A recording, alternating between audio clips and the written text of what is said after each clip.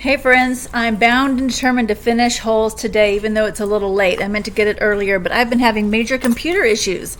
So last time, or yesterday, I actually finished a chapter and had something to say afterwards, and I realized after I'd posted it that it cut off the end. And so just now I reread part of it, it cut it off again. So I'm starting for the third time, and I'm pretty sure this time it's going to work because I picked a different computer.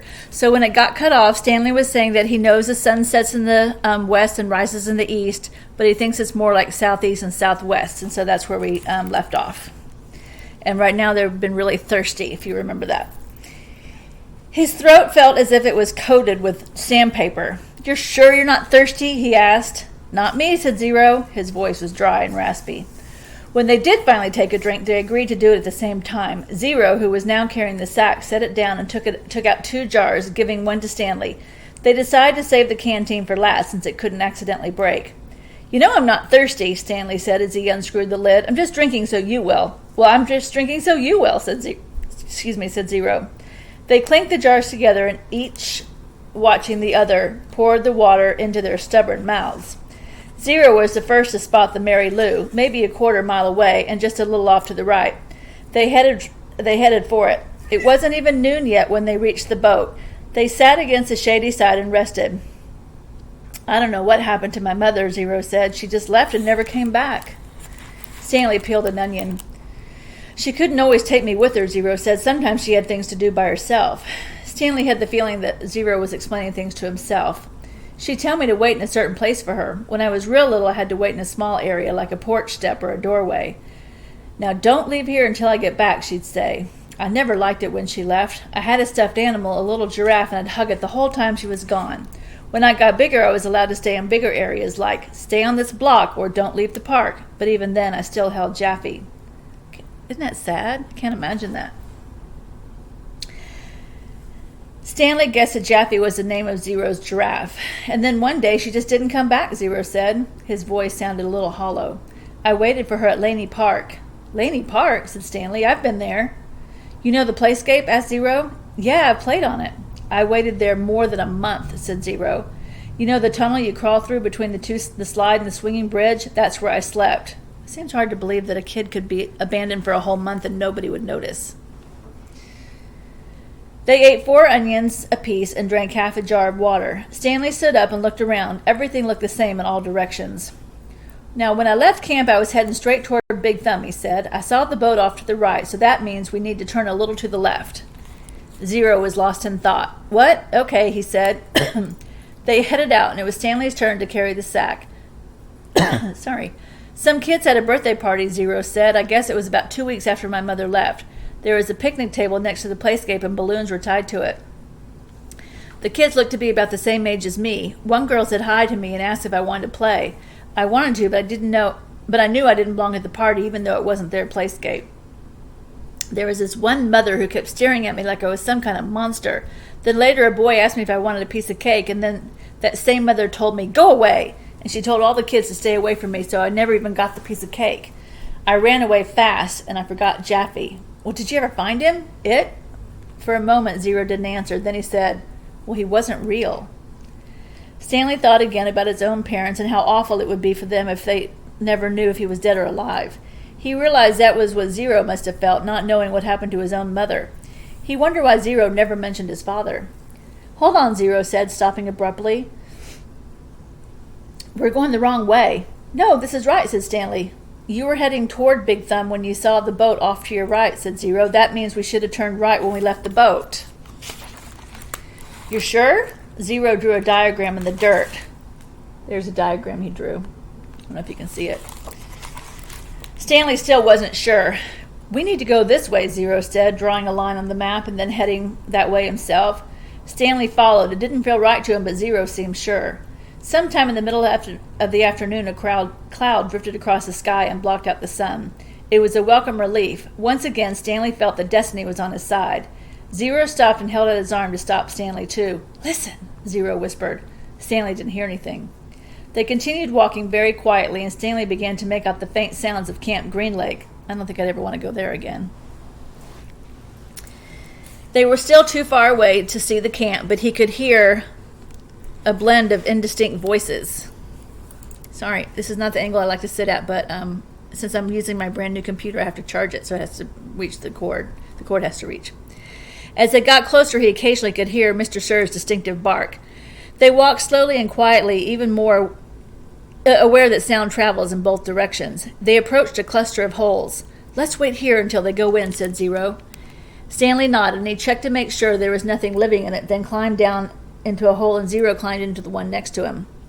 Despite having gone the wrong way for a while, it hadn't taken them nearly as long as Stanley had expected. Now they just had to wait. The sun cut through the cloud, and Stanley felt its rays beating down on him. But soon more clouds filled the sky, shading Stanley in his hole. He waited until he was certain the last of the campers had finished for the day. Then he waited a little longer. As quietly as possible, he and Zero climbed up out of their holes and crept toward camp. Stanley held the sack in front of him, cradled in his arms instead of over his shoulder to keep the jars from clanking against each other. A wave of terror rushed over him, and he saw the compound, the tents, the rec room, the warden's cabin underneath 2 oak trees. The fear made him dizzy. He took a breath, summoned his courage, and continued. "That's the one," he whispered, pointing at the hole where he had found the gold tube. It was still about 50 yards away, but Stanley was pretty sure it was the right hole. There was no need to risk going any closer. They climbed down into adjacent holes and waited for the camp to fall asleep. I don't think I'd want to go back to Camp Green Lake under any circumstances. Stanley tried to sleep, not knowing when he'd get the chance again. He heard the shower and later the sounds of dinner. He heard the creaking of the rec room door, and his fingers drummed against the side of the hole. He heard his own heartbeat. He drank a bit from his canteen. He had given Zero the water jars, and they each had a good supply of onions. He wasn't sure how long he remained in the hole, maybe 5 hours. He was surprised when he heard Zero whispering for him to wake up. He didn't think he'd fallen asleep. If he had, he thought it must have been just for the last 5 minutes, although when he opened his eyes, he was very surprised to see how dark it was. There was only one light at camp in the office. The sky was cloudy, so there was very little starlight. Stanley could see a sliver of the moon which appeared and disappeared among the clouds. He carefully led Zero to the hole, which was hard to find in the darkness. He stumbled over a small pile of dirt. "I think this is it," he whispered. "You think?" Zero asked. "It is," said Stanley, sounding more certain than he really was. He climbed down, and Zero handed him the shovel. Stanley struck the shovel into the dirt at the bottom of the hole and stepped back on the blade. He felt it sink beneath his weight, and he scooped out some dirt and tossed it up to the side. Then he brought the shovel back down. Zero watched for a while. "I'm going to try to refill the water jars," he said. Stanley took a deep breath and exhaled. "Be careful," he said as he continued digging. It was so dark he couldn't even see the end of his shovel. For all he knew, he could be digging up gold and diamonds instead of dirt. He brought each shovelful close to his face to see if anything was there, before dumping it out of the hole. As he made the hole deeper, it became harder to lift the dirt up and out. It was 5 feet deep before he even started. He decided to use his efforts to make it wider instead. This made more sense, he told himself. If Kate Barlow had buried a treasure chest, she probably wouldn't have been able to dig much deeper, so why should he? Of course, Kate Barlow probably had a whole gang of thieves helping her. "You want some breakfast?" Stanley jumped at the sound of Zero's voice. He hadn't heard him approach. Zero handed down a box of cereal. Stanley carefully poured some cereal into his mouth. He didn't want to put his dirty hands inside the box. He nearly gagged on the ultra-sweet taste. After eating onions for almost a week, he was not ready for the sweetness of the sugar-frosted flakes. He washed them down with a swig of water. Zero took over the digging, and Stanley sifted his fingers through the fresh pile of dirt, in case he'd missed anything. He wished he had a flashlight. A diamond no bigger than a pebble would be worth thousands of dollars, yet there was no way he'd see it. They finished the water that Zero had gotten from the spigot by the showers. Stanley said he'd go fill the jars again, but Zero insisted he'd do it himself. "No offense, but you make too much noise when you walk. You're too big." Stanley returned to the hole, and as the hole grew wider, parts of the surface kept caving in. They were running out of room. To make it wider, they would first have to move some of the surrounding dirt piles out of the way. He wondered how much time he had before this camp woke up. "How's it going?" Zero asked as he returned with the water. Stanley shrugged one shoulder. He brought the shovel down on the side of the hole, shaving off a slice of dirt wall. As he did so, he felt the shovel bounce off something hard. "What was that?" Zero asked. Stanley didn't know. He moved the shovel up and down the side of the hole, and as the dirt chipped and flaked away, the hard object became more pronounced. It was sticking out of the side of the hole about 1.5 feet from the bottom. He felt it with his hands. "What is it?" Zero asked. He could just feel the corner of it. Most of it was still buried. It had cool, smooth texture of metal. "I think I might have found the treasure chest," he said. His voice was filled more with astonishment than excitement. "Really?" asked Zero. "I think so," Stanley said. The hole was wide enough for him to hold the shovel lengthwise and dig sideways into the wall. He knew he had to dig very carefully. He didn't want the side of the hole to collapse, along with a huge pile of dirt directly above it. He scraped at the dirt wall until he exposed an entire side of the box-like object. He ran his fingers over it and felt to be about 8 inches tall and almost 2 feet wide. He had no way of knowing how far into the earth it extended. He tried pulling it out, but it wouldn't budge. He was afraid that the only way to get it out was to start back up on the surface and dig down, and they didn't have time for that. "I think I'm going to try to dig a hole underneath it," he said. "Then maybe I can pull it down and slip it out." "Go for it," said Zero. Stanley jammed the shovel into the bottom edge of the hole and carefully began to dig a tunnel underneath the metal object. He hoped it didn't cave in. Occasionally he'd stop and stoop down and try to feel for the end of the box. But even when the tunnel was as long as his arm, he still couldn't feel the other side. Once again he tried pulling it out, but it was firmly in the ground. If he pulled too hard, he feared he'd cause a cave-in. He knew that when he was ready to pull it out, he'd have to do it quickly before the ground above it collapsed. As his tunnel grew deeper and wider, more precarious, Stanley was able to feel latches at the end of the box. Then a leather handle. It wasn't really a box. "I think it might be some kind of metal suitcase," he told Zero. "Can you pry it loose with a shovel?" Zero suggested. "I'm afraid the side of the hole will collapse." "You might as well give it a try," said Zero. Stanley took a sip of water. "Might as well," he said. He forced the tip of the shovel between the dirt and the top of the metal case and tried to wedge it free. He wished he could see what he was doing. He worked the end of the shovel back and forth, up and down, until he felt the suitcase fall free. Then he felt the dirt come piling down on top of it. But it wasn't a huge cave-in, and he knelt down to the hole. He could tell only a small portion of the earth had collapsed. He dug with his hands until he found the leather handle, and then he pulled the suitcase up and out of the dirt. "I got it," he exclaimed. It was heavy. He handed it up to Zero. "You did it," Zero said, taking it from him. "We did it," said Stanley. He gathered his remaining strength and tried to pull himself out of the hole. Suddenly, a bright light was shining in his face. "Thank you," said the warden. "You boys have been a big help." Bummer. The beam of the flashlight was directed away from Stanley's eyes and onto Zero, who was sitting on his knees, the suitcase on his lap. Mr. Pendanski was holding the flashlight. Mr. Scher stood next to him with his gun drawn and pointed in the same direction. Mr. Scher was barefoot and bare-chested, wearing only his pajama bottoms. The warden moved toward Zero. She was also in her bedclothes, wearing an extra-long T-shirt. Unlike Mr. Scher, however, she had on her boots. Mr. Pendanski was the only one fully dressed. Perhaps he had been on guard duty. Off in the distance, Stanley could see 2 more flashlights bobbing toward them in the darkness. He felt helpless in the hole. "You boys arrived just in the nick," the warden started to say. She stopped talking and stopped walking. Then she slowly backed away. A lizard had crawled up on top of the suitcase. Its big red eyes glowed in the beam of the flashlight. Its mouth was open, and Stanley could see its white tongue moving in between its black teeth. Zero sat still as a statue. Now remember, these lizards are poisonous, and this is what killed Kate Barlow, right? One of these lizards bit her and killed her. A second lizard crawled up over the side of the suitcase and stopped less than an inch from Zero's little finger. Stanley was afraid to look and afraid not to. He wondered if he should try to scramble out of the hole before the lizards turned on him, but he didn't want to cause any commotion. The second lizard crawled across Zero's fingers and halfway up his arm.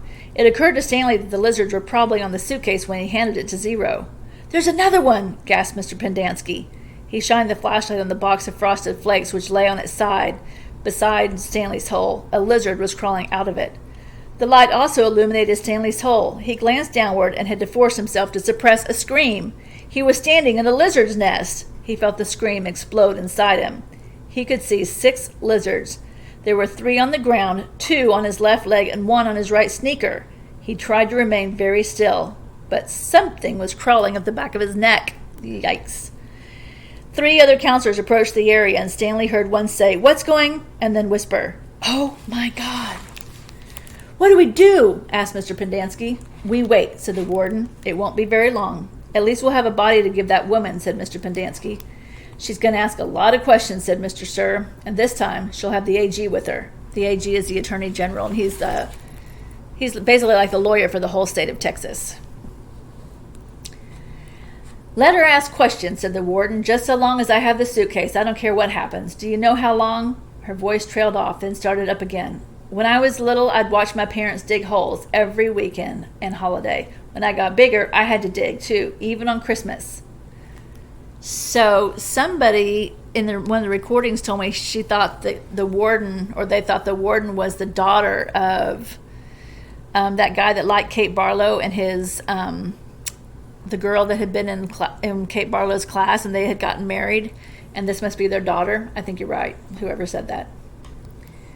Stanley felt tiny claws dig into the side of his face as a lizard pulled itself up on his neck and past his chin. Won't be long now, the warden said. Stanley could hear his heart beat. Each beat told him he was still alive, at least for one more second. 500 seconds later, his heart was still beating. Mr. Pendanski screamed. The lizard, which had been in the cereal box, was springing toward him. Mr. Sir shot it in midair. Stanley felt the blast shatter the dirt around him. The lizard scurried frantically across his very still body. He did not flinch. A lizard ran across his closed mouth. He glanced at Zero, and Zero's eyes met his. Somehow they were both still alive, at least for one more second, one more heartbeat. Mr. Sir lit a cigarette. I thought you'd quit, said one of the other counselors. Yeah, well, sometimes sunflower seeds just won't cut it. He took a long drag on his cigarette. I'm going to have nightmares for the rest of my life. Maybe we should just shoot him, suggested Mr. Pendanski. Who? Asked the counselor. The lizards or the kids? Mr. Pendanski laughed grimly. The kids are going to die anyway, he laughed. At least we got plenty of graves to choose from. We've got time, said the warden. I've waited this long and I can wait another few. Her voice trailed off. Stanley felt a lizard crawl in and out of his pocket. We're going to have to keep our story simple, said the warden. That woman's going to ask a lot of questions. The AG will most likely initiate an investigation. So this is what happened. Stanley tried to run away in the night, fell in a hole, and the lizard got him. That's it. We're not even going to give them Zero's body. And as far as anybody knows, Zero doesn't exist. Like Mom said, we've got plenty of graves to choose from. Why would he run away if he knew he was getting released today, said Mr. Pendanski. Who knows? He's crazy. That's why you couldn't release him yesterday. He was delirious, and we had to keep watch over him so he wouldn't hurt himself or anybody else. She's not going to like it, said Mr. Pendanski. She's not going to like anything we tell her, said the warden. She stared at Zero in the suitcase. Why aren't you dead yet? She asked. She's just not very nice, is she? Stanley only half listened to the talk of the counselors. He didn't know who the woman or what the AG meant. He didn't even realize they were initials. It sounded like one word, AG. His mind was focused on the tiny claws that moved up and down his skin and through his hair. He tried to think of other things. He didn't want to... Ouch. Sorry, my cat was on my lap. He didn't want to die with images of the warden, Mr. Sir, and lizards etched into his brain. Instead, he tried to see his mother's face. His brain took him back to a time when he was very little, all bundled up in a snowsuit. He and his mother were walking hand in hand, mitten in mitten, when they both slipped on some ice and fell and rolled down a snow-covered hillside. They ended up at the bottom of the hill. He remembered he almost cried, but instead he laughed, and his mother laughed too. He could feel the same light-hearted feeling he felt then, dizzy from rolling down the hill. He felt the sharp coldness of the snow against his ear. He could see flecks of snow on his mother's bright and cheery face. This is where he wanted to be when he died. Hey, caveman, guess what? Said Mr. Sir. You're innocent after all. I thought you'd like to know. Your lawyer came to you yesterday. Too bad you weren't here. So he's been there for months, digging holes every day. Now they're going to tell him that he's innocent, which he is, but still. The words meant nothing to Stanley, who was still in the snow. He and his mother climbed back up the hill and rolled down again, this time on purpose. Later they had hot chocolate with lots of melted marshmallows. It's getting close to 4:30, said Mr. Pendanski. They'll be waking up. The warden told the counselors to return to the tents. He told them to give the campers breakfast and to make sure they didn't talk to anyone. As long as they did as they were told, they wouldn't have to dig any more holes. If they talked, they would be severely punished. How should we say they will be punished? One of the counselors asked. Let them use their imagination, said the warden. Stanley watched the counselors return to the tents, leaving only the warden and Mr. Sir behind. He knew the warden didn't care whether the campers dug any more holes or not. She'd found what she was looking for. He glanced at Zero. A lizard was perched on his shoulder. Zero remained perfectly still except for his right hand, which was slowly formed a fist. Then he raised his thumb, giving Stanley the thumbs-up sign. Stanley thought back to when Mr. Scher had said to him earlier, and the bits of conversation he'd overheard. He tried to make sense out of it. Mr. Scher had said something about a lawyer, but Stanley knew his parents couldn't afford a lawyer. His legs were sore from remaining rigid for so long. Standing still was more strenuous than walking. He slowly allowed himself to lean against the side of the hole. The lizards didn't seem to mind. The sun was up and Stanley's heart was still beating. There were 8 lizards in the hole with him. Each one had exactly 11 yellow spots. The warden had dark circles under her eyes from lack of sleep and lines across her forehead and face which seemed exaggerated in the stark morning light. Her skin looked blotchy. "Satan," said Zero. Stanley looked at him, unsure if Zero had even spoken or if he just imagined it. "Why don't you go see if you can take the suitcase from Zero?" the warden suggested. "Yeah, right," said Mr. Sir. "The lizards obviously aren't hungry," said the warden. "Then you go get the suitcase," said Mr. Sir. They waited. "Say 10 Lee," said Zero. I don't know what he's saying. Sometime later, Stanley saw a tarantula crawl across the dirt, not too far from his hole. He had never seen a tarantula before, but there was no doubt what it was. He was momentarily fascinated by it, by its big, hairy body as it moved slowly and steadily along. "Look, a tarantula," said Mr. Scher, also fascinated. "I've never seen one," said the warden, "except in—" Stanley suddenly felt a sharp sting on the side of his neck. The lizard hadn't bitten him, however. It was merely pushing off. It leapt off Stanley's neck and pounced on the tarantula. The last Stanley saw of its one hairy leg sticking out of the lizard's mouth. "Not hungry, huh?" said Mr. Sir. Stanley tried to return to the snow, but it was harder to get there when the sun was up. As the sun rose, the lizards moved lower into the hole, keeping mainly in the shade. They were no longer on his head and shoulders and had moved down to his stomach, legs, and feet. He couldn't see any lizards on Zero, but believed there were 2, between Zero's knees, shaded from the sun by the suitcase. "How are you doing?" "Oh, sorry, I misread that. How are you doing, Stanley?" "How are you doing?" Stanley asked quietly. He didn't whisper, but his voice was dry and raspy. "My legs are numb," said Zero. "I'm going to try to climb out of the hole," Stanley said. As he tried to pull himself up, using just his arms, he felt a claw dig into his ankle. He gently eased himself back down. "Is your last name and your first name spelled backwards?" Zero said. Stanley stared at him in amazement. Had he been working on this all night? He heard the sound of approaching cars. Mr. Scher and the warden heard it as well. "You think it's them?" asked the warden. "It ain't Girl Scouts selling cookies," said Mr. Scher. So remember, his last name is Yelnats, and that is Stanley spelled backwards. I love that. He heard the cars come to a stop and the doors open and shut. A little while later, he saw Mr. Pendanski and 2 strangers coming across the lake. One was a tall man in a business suit and a cowboy hat. The other was a short woman holding a briefcase. The woman had to take 3 steps for every 2 by the man. "Stanley Yelnats," she called, moving out ahead of the others. "I suggest you don't come any closer," said Mr. Sir. "Well, you can't stop me," she snapped, and then took a second glance at him wearing pajama pants and nothing else. "We'll get you out of there, Stanley," she said. "Don't you worry." She appeared to be Hispanic with straight black hair and dark eyes. She spoke with a little bit of an accent. "What in tarnation?" the tall man exclaimed as he came up behind her.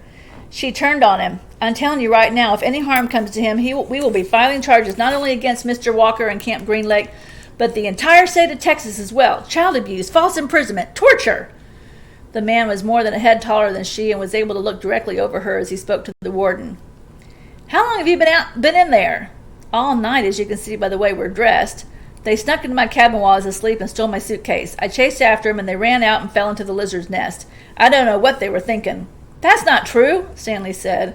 "Stanley, as your attorney, I advise you not to say anything," said the woman, "until you and I have had a chance to talk in private." Stanley wondered why the warden lied about the suitcase. He wondered who it legally belonged to. This was the one thing he wanted to ask his lawyer, if she really was his lawyer. "It's a miracle they're still alive," said the tall man. "Yes, it is," said the warden, just with a trace of disappointment in her voice. "And they better come out of this alive," Stanley's lawyer warned. "This wouldn't have happened if you'd released him to me yesterday." "It wouldn't have happened if he wasn't a thief," said the warden. "I told him he would be set free today, and I guess he decided to try to take some of my valuables with him. He's been delirious for the last week." "Why didn't you release him when she came to see you yesterday?" the tall man asked. She didn't have proper authorization, said the warden. I had a court order. It was not authenticated, the warden said. Authenticated? It was signed by the judge who sentenced him. I needed authentication from the Attorney General, said the warden. How do I know it's legitimate? The boys in my custody have proven themselves dangerous to society. Am I supposed to just turn them over loose anytime someone hands me a piece of paper? Yes, the woman said. It's a court order. Stanley had been hospitalized for the last few days, the warden explained. He's been suffering from hallucinations and delirium, ranting and raving. He was in no condition to leave. The fact that he was trying to steal from me on the day before he was released proves. Stanley tried to climb out of his hole, using mostly his arms so as not to disturb the lizards too much. As he pulled himself upward, the lizards moved downward, keeping out of the sun's direct rays. He swung his legs up and over, and the last of the lizard topped off. Thank God, exclaimed the warden. She started toward him, then stopped. A lizard crawled out of his pocket and down his pant leg. Stanley was overcome by a rush of dizziness and almost fell over. He steadied himself, then reached out and took hold of Zero's arm and helped him slowly to his feet. Zero still held the suitcase. The lizards, which had been hiding under it, scurried quickly into the hole. Stanley and Zero staggered away. The warden rushed to them. She hugged Zero. Thank God you're alive, she said. She tried to take the suitcase from him. He jerked it free. It belongs to Stanley, he said. Don't cause any more trouble, the warden warned. You stole it from my cabin, and you've been caught red-handed. If I press charges, Stanley might have to return to prison. Now I'm willing, in view of all the circumstances, to... It's got his name on it, said Zero. Stanley's lawyer pushed past the tall man to have a look. See? Zero showed her. Stanley Yelnats. Stanley looked too. There in big black letters was Stanley Yelnats. The tall man looked over the heads of the others at the name on the suitcase. You stole it from your cabin? You say he stole it from your cabin? The warden stared at it in disbelief. That's she couldn't even say it. They slowly walked back to camp. Now remember, so Stanley Yelnats, they said that his great-great-grandfather had all his things stolen by Kate Barlow. So this must be where his suitcase comes in. They slowly walked back to camp. The tall man and the Attorney General, the chief law enforcement officer for the state. Stanley's lawyer was named Mrs. Marengo. Stanley held the suitcase, and he was so tired he couldn't think straight. He felt as if he were walking in a dream, not quite able to comprehend what was just going on around him. They stopped in front of the camp office, and Mr. Stir went inside to get Stanley's belongings. The Attorney General told Mr. Pendanski to get the boy something to drink and eat. The warden seemed as dazed as Stanley. You can't even read, she said to Zero. Zero said nothing.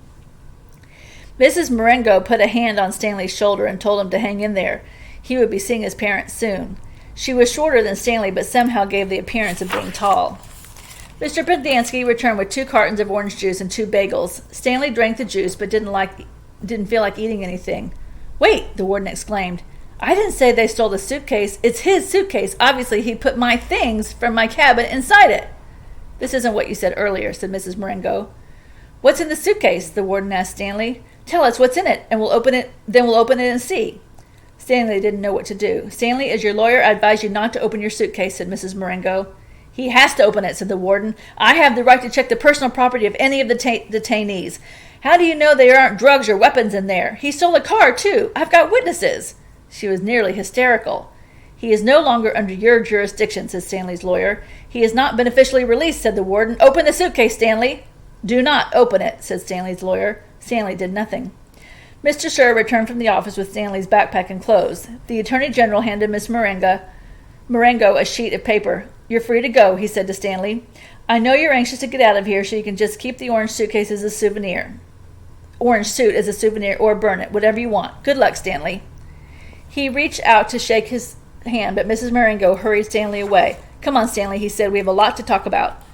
Stanley turned to look at Zero. He couldn't leave him there. Zero gave him a thumbs up. I can't leave Hector, Stanley said. I suggest we go, said the lawyer with a sense of urgency in her voice. I'll be okay, said Zero. His eyes shifted toward Mr. Pendanski on one side, then to the warden and Mr. Sir on the other. There's nothing I can do for your friends, said Mrs. Marengo. You're released pursuant to an order from the judge. They'll kill him, said Stanley. Your friend's not in danger, said the Attorney General. There's going to be an investigation to everything that's happened here, and for the present I'm taking charge of this camp. Come on, Stanley, said his lawyer. Your parents are waiting. Stanley stayed where he was. His lawyer sighed. "May I have a look at Hector's file?" she said. "Certainly," said the Attorney General. "Miss Walker, go get Hector's file." She looked at him blankly. "Well?" The warden turned to Mr. Pendanski. "Bring me Hector Zeroni's file." He stared at her. "Get it," she ordered. Remember, she had already told him to destroy it. Mr. Pendanski went into the office. He returned a few minutes later and announced the file was apparently misplaced. The Attorney General was outraged. "What kind of camp are you running here, Miss Walker?" The warden said nothing. She stared at the suitcase. The Attorney General assured Stanley's lawyer that he would get the records. "Excuse me while I call my office." He turned back to the warden. "I assume the phone works." He walked into the camp office, slamming the door behind him. A little while later, he reappeared and told the warden he wanted to talk to her. She cursed, then went inside. Stanley gave Zero thumbs up. "Caveman, is that you?" He turned to see Armpit and Squid coming out of the rec room. Squid shouted back into the rec room, "Caveman and Zero out here!" Soon all the boys from Group D gathered around him and Zero. "Good to see you, man," Armpit said, shaking his hand. "We thought you were buzzard food." "Stanley is being released today," said Mr. Pendanski. "Way to go," said Magnet, hitting him on the shoulder. "And you didn't even have to step on a rattlesnake," said Squid. Even Zigzag shook Stanley's hand. "Sorry about, It's cool," said Stanley. "We had to lift the truck clear out of the hole," Zigzag said. "It took everybody in C, D, and E. We just picked it right up. It was really cool," said Twitch. X-Ray was the only one who didn't come over. Stanley saw him back behind the others a moment, then returned to the rec room. "Guess what?" said Magnet, glancing at Mr. Pendanski. "Mom says we don't have to dig any more holes." "That's great," said Stanley. "Will you do me a favor?" asked Squid. "I guess," Stanley agreed somewhat hesitantly. "If you want to," he turned to Miss Marengo. "Hey, lady, you have a pen and paper I can borrow?" She gave it to him, and Squid wrote down a phone number, which he gave to Stanley. "Call my mom for me, okay? Tell her I said I was sorry. Tell her Alan said he was sorry." Stanley promised he would. "Now you be careful out in the real world," said Armpit. "Not everybody is as nice as us." Stanley smiled. The boys departed when the warden came out of the office, and the Attorney General was right behind her. "My office is having some difficulty locating Hector Zeroni's records," said the Attorney General. "So you have no claim of authority over him?" said Mrs. Marengo. "I didn't say that. He's in the computer. We just can't access his records. It's like you've fallen through a hole in cyberspace." "A hole in cyberspace," Miss Marengo repeated. "How interesting. When is his release date?" I don't know." "How long has he been in here?" "Like I said, we can't." "So what are you planning to do with him? Keep him confined indefinitely without justification while you go crawling through black holes in cyberspace?" The Attorney General stared at her. He was obviously incarcerated for a reason. "Oh? And what reason was that?" The Attorney General said nothing. Stanley's lawyer took hold of Zero's hand. "Come on, Hector, you're coming with us." There never used to be yellow-spotted lizards in the town of Green Lake. They didn't come to the area until after the lake dried up, but the townsfolk had heard about the red-eyed monsters living in the desert hills. One afternoon, Sam the Onion Man and his donkey Mary Lou were returning to his boat, which was anchored just off the shore. It was late in November, and the peach trees had lost most of their leaves. "Sam!" someone called. He turned around to see 3 men running after him, waving their hats. He waited. "Afternoon, Walter, Bo, Jesse." He greeted them, and they walked up, catching their breath. "Glad we caught you," said Bo. "We're going rattlesnake hunting this morning. We want to get some of your lizard juice," said Walter. "I ain't scared of no rattlesnakes," said Jesse, "but I don't want to come across one of them red-eyed monsters. I seen one once, and that was enough." "I knew about the red eyes, of course. I hadn't heard about the big black teeth." "It's the white tongue that gets me," said Bo. Sam gave each man 2 bottles of pure onion juice. He told them to drink 1 bottle before going to bed that night, and then half a bottle in the morning, and then half a bottle at lunchtime. "You're sure this stuff works?" asked Walter. "I'll tell you what," said Sam. "If it doesn't, you can come back next week, and I'll give you your money back." Walter looked around unsure as Bo and Jesse laughed. Then Sam laughed too. Even Mary Lou let out a rare hee-haw. "Just remember," Sam told the men before he left, "it's very important you drink a bottle tonight. You got to get it into your bloodstream. The lizards don't like onion blood." So that's why they weren't biting Zero or Stanley, because they smelled like onions, and they don't like onions. Interesting. Stanley and Zero sat in the back seat of Mrs. Marengo's BMW. The suitcase lay between them. It was locked, and they decided they'd let Stanley's father try to open it in his workshop. "You don't know what's in it, do you?" she asked. "No," said Stanley. "I didn't think so." The air conditioning was on, but they drove with the windows open as well because, no offense, you boys really smell bad. Mrs. Marengo explained that she was a patent attorney. I'm helping your father with his new product he's invented. He happened to mention your situation, so I did a little investigating. Clive Livingstone's sneakers were stolen sometime before 3:15. I found a young man, Derek Dunn, who said that at 3:20 you were in the bathroom fishing your notebook out of the toilet. 2 girls remembered seeing you come out of the boys' restroom carrying a wet notebook. Stanley felt his ears redden. Even after everything he'd been through, the memory was still caused him to feel shame. So you couldn't have stolen them, said Mrs. Marengo. He didn't. I did, said Zero. You did what? Asked Mrs. Marengo. I stole the sneakers. The lawyer actually turned around while driving and looked at him. I didn't hear that, she said, and I advise you to make sure I don't hear it again. What did my father invent? Stanley asked. Did he find a way to recycle sneakers? No, he's still working on that, explained Mrs. Marengo, but he invented a product that eliminates foot odor. Here, I've got a sample in my briefcase. I wish I had more. You two could bathe in it. She opened her briefcase and with one hand and passed a small bottle back to Stanley. It had a fresh and somewhat spicy smell. He handed it to Zero. What's it called? We haven't come up with a name yet, said Mrs. Marengo. It smells familiar, said Zero. Peaches, right? Asked Mrs. Marengo. That's what everyone says. Remember spiced peaches? A short while later, both boys fell asleep, and behind them the sky had turned dark, and for the first time in over 100 years, a drop of rain fell into the empty lake. I just love this book. It's so good. Part 3, Filling in the Holes. Stanley's mother insists that there was never a curse. She even doubts whether Stanley's great-great-grandfather really stole a pig. The reader might find it interesting, however, that Stanley's father invented his cure for foot odor the day after the great-great-grandson of Elia Yelnats carried the great-great-grandson of Madame Zeroni up the mountain. Because you remember Madame Zeroni wanted to be carried up the mountain, and his great-great-grandfather forgot and didn't do it. And as it turns out, Hector Zeroni is her great-great-great-grandson. And so when he took the suitcase and when he had carried Hector up the mountain, now there's rain. So maybe the curse is broken. The Attorney General closed Camp Green Lake, and Mrs. Walker, who was desperately in need of money, had to sell the land which had been in her family for generations. It was bought by a national organization dedicated to the well-being of young girls. In a few years, Camp Green Lake will become a Girl Scout camp. This is pretty much the end of the story. The reader probably still has some questions, but unfortunately, from here on, the answers tend to be long and tedious. While Miss Bell, Stanley's former math teacher, might want to know the percent change in Stanley's weight, the reader probably cares more about the change in Stanley's character and self-confidence. But those changes are subtle and hard to measure. There's no simple answer. Even the contents of the suitcase turned out to be somewhat tedious. Stanley's father pried it open in his workshop, and at first, everyone gasped at the sparkling jewels. Stanley thought he and Hector had become millionaires, but the jewels were of poor quality, worth no more than $20,000. $20,000, that's a lot of money. Underneath the jewels was a stack of papers that had once belonged to the first Stanley Yelnats. They consisted of stock certificates, deeds of trust, and promissory notes. They were hard to read and even more difficult to understand. Mrs. Marengo's law firm spent more than 2 months going through all the papers. They turned out to be a lot more valuable than the jewels. After legal fees and taxes, Stanley and Zero each received less than $1 million. Wow, that's still a lot. They turned out to be, but not a lot less.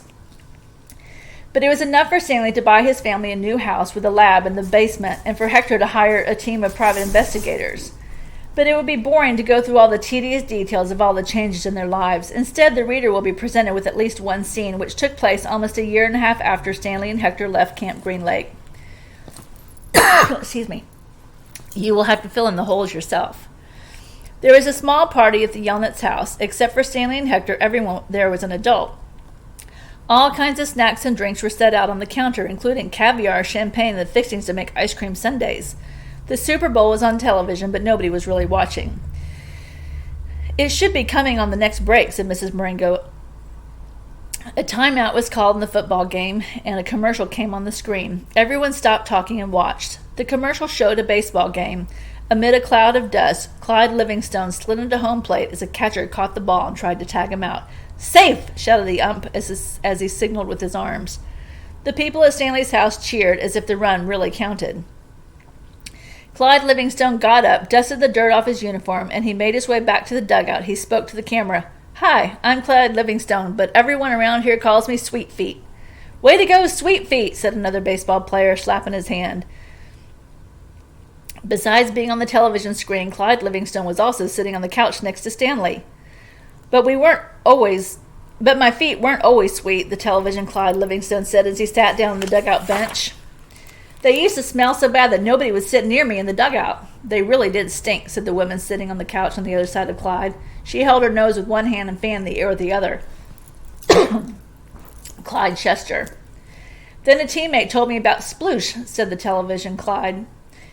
He pulled a can of sploosh out from under the dugout bench and held it up for everyone to see. "I just sprayed a little on each foot every morning, and now I really do have sweet feet. Plus, I like the tingle." "Sploosh," said a voice, "a treat for your feet. Made from all natural ingredients. It neutralizes odor-causing fungi and bacteria. Plus, you'll like the tingle." Everyone at the party clapped their hands. "He wasn't lying," said the woman who sat next to Clyde. "I couldn't even be in the same room with his socks." The other people at the party laughed. The woman continued, "I'm not joking. It was so bad." "You've made your point," said Clyde, covering her mouth with his hand. He looked back at Stanley. "Will you do me a favor, Stanley?" Stanley raised and lowered his left shoulder. "I'm going to get some caviar," said Clyde. "Keep your hand on my wife's mouth." He patted Stanley on the shoulder as he rose from the couch. Stanley looked uncertainly at his hand, then at Clyde Livingstone's wife. She winked at him. He felt himself blush and turned away toward Hector, who'd been sitting on the floor in front of an overstuffed chair. A woman sitting in the chair behind Hector was absent-mindedly fluffing his hair with her fingers. She wasn't very old, but her skin had a weathered look to it, almost like leather. Her eyes seemed weary, as if she'd seen too many things in her life and she didn't want to see. And when she smiled, her mouth seemed too big for her face. Very softly, she half sang, half hummed a song that her grandmother used to sing to her when she was a little girl. If only, the moon speaks no reply, reflecting the sun and all that's gone by. Be strong, my weary wolf, turn around boldly, fly high, my baby bird, my angel, my only. Well, I guess they must have found his mother, but they don't really say what had happened to her. And that's the end. And I'm sorry that's so long, but I'm glad we got it finished. All right, friends, happy reading and happy spring break.